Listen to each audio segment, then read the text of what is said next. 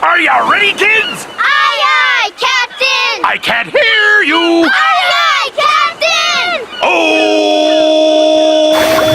SpongeBob SquarePants, si spons kuning yang menemani masa kecil kita, hadir setiap pagi ketika kita sarapan dan bersiap pergi sekolah. Dulu, kita memandang SpongeBob sebagai sosok yang ceria dan sangat menghibur. Kita melihatnya sebagai karakter yang suka bermain, penuh optimisme, dan terasa dekat dengan kita karena ia memiliki kepolosan seperti yang kita punya saat kecil. Namun semakin dewasa, kita mulai melihatnya sebagai karakter yang kadang mengganggu karena terlalu positif dan tidak realistis. Kita menganggapnya terlalu polos. Padahal, semua itu adalah gambaran dari cara pandangnya dalam menjalani hidup. Yang sering tidak kita sadari, kita mulai berpikir demikian karena perlahan kita berubah menjadi lebih mirip Squidward yang pesimis, menjauh dari kepolosan dan optimisme SpongeBob. Dan dalam video ini, kita akan membahas lebih dalam tentang karakter SpongeBob SquarePants, bagaimana cara ia berpikir, serta filosofi yang ia pegang dalam hidup. Kita juga akan melihat bagaimana cara pandangnya membantu ia menjalani hidup, meski terkadang membawa masalah.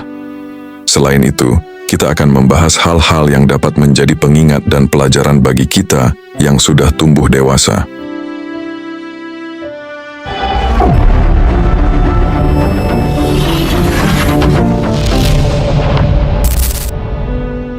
Dalam MBTI, SpongeBob SquarePants dikategorikan sebagai tipe ESFJ dengan fungsi utama FA yang membuatnya cenderung melakukan apapun demi membuat orang-orang di sekitarnya bahagia dibanding memikirkan dirinya sendiri.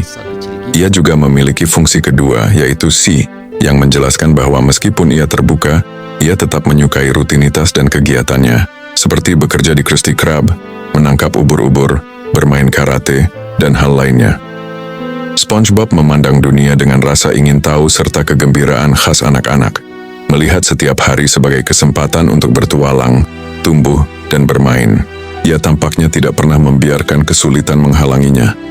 Anak-anak lahir dengan daya kreatif alami yang membuat mereka melakukan apapun yang mereka inginkan tanpa memikirkan konsekuensi. Mereka hanya mengikuti apa yang mereka anggap menyenangkan. Banyak orang dewasa percaya bahwa merasakan kesenangan polos seperti anak-anak, seperti yang dilakukan SpongeBob, sudah tidak mungkin lagi. Karena itu, banyak orang dewasa berakhir seperti Squidward, terjebak dalam pekerjaan yang tidak disukai, kehilangan motivasi, dan tidak punya harapan akan masa depan yang lebih baik. Bagi sebagian orang dewasa, cara pandang SpongeBob terlihat memalukan dan terlalu kekanak-kanakan. Tetapi mereka tidak sadar bahwa hal itu justru mematikan rasa ingin tahu, semangat berpetualang, dan kebahagiaan mereka sendiri. Pada akhirnya, cara pandang itu membuat mereka berakhir dalam kondisi sedih dan depresi seperti Squidward. SpongeBob justru merasa gembira membalik patty setiap hari, membuat Krabby Patty, dan melakukan hal yang menjadi passionnya. Ia tidak peduli dengan status, bahkan di beberapa episode ia tak peduli soal uang. Meskipun sudah dewasa, ia tetap menikmati permainan seperti menangkap ubur-ubur, meniup gelembung, atau bermain tic-tac-toe. Minum coklat panas, menyelesaikan puzzle, bermain permainan papan, minum teh panas. Ia menjalani hidup sesuai keinginannya, memandang dunia dengan senyum, dan semua itu membuatnya bahagia. Hal-hal itulah yang membuatnya menikmati hidup dengan penuh kegembiraan. Jika kita mencoba menafsirkan, SpongeBob dapat dikatakan memegang filosofi eksistensialisme yang menekankan kebebasan individu dan pencarian makna hidup meski dunia tampak absurd dan tanpa arti. Sikap optimis SpongeBob dan kemampuannya menikmati hal kecil mencerminkan filosofi ini. Kita dapat melihat bahwa ia sudah menciptakan maknanya sendiri melalui tindakan dan pengalamannya. SpongeBob memaknai filosofi tersebut lewat caranya menjalani kehidupan dengan ceria dan penuh semangat, melihat setiap hari sebagai petualangan dan kesempatan belajar.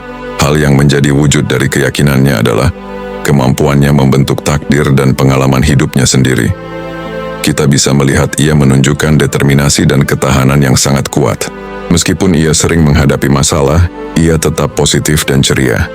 Salah satu episode yang menampilkan hal ini adalah Survival of the Idiots, ketika ia dan Patrick masuk ke rumah Sandy saat Sandy berhibernasi. Dalam kondisi penuh tantangan dan bahaya, Mereka tetap ceria dan bersenang-senang, hingga akhirnya berhasil melewati semuanya. Pandangan ini sangat kuat. Bahkan dalam episode FUN, SpongeBob mampu membuat plankton yang penuh kebencian mulai melihat dunia dengan lebih baik. Ia berhasil membuat plankton percaya pada kebaikan dan keseruan hidup. Namun pandangannya yang positif dan naif kadang malah membawa masalah. Dalam episode Squid on Strike, Squidward mengajaknya mogok kerja untuk protes kepada Tuan Krab. Ia tidak menyadari situasi nyata, tidak melihat konsekuensi, dan kepercayaannya pada Squidward justru menimbulkan masalah. Episode yang paling menunjukkan bahayanya sifat naif ini adalah ketika ia dan Patrick bermain dengan mata pancing. Ia berpikir, jika dipancing, mereka akan dilepaskan kembali. Ia tidak bisa memahami risiko dari tindakannya, meski akhirnya mendapat pelajaran dari Tuan Krab. Namun pandangannya yang naif ini juga menjadi sumber energi positif dalam dirinya.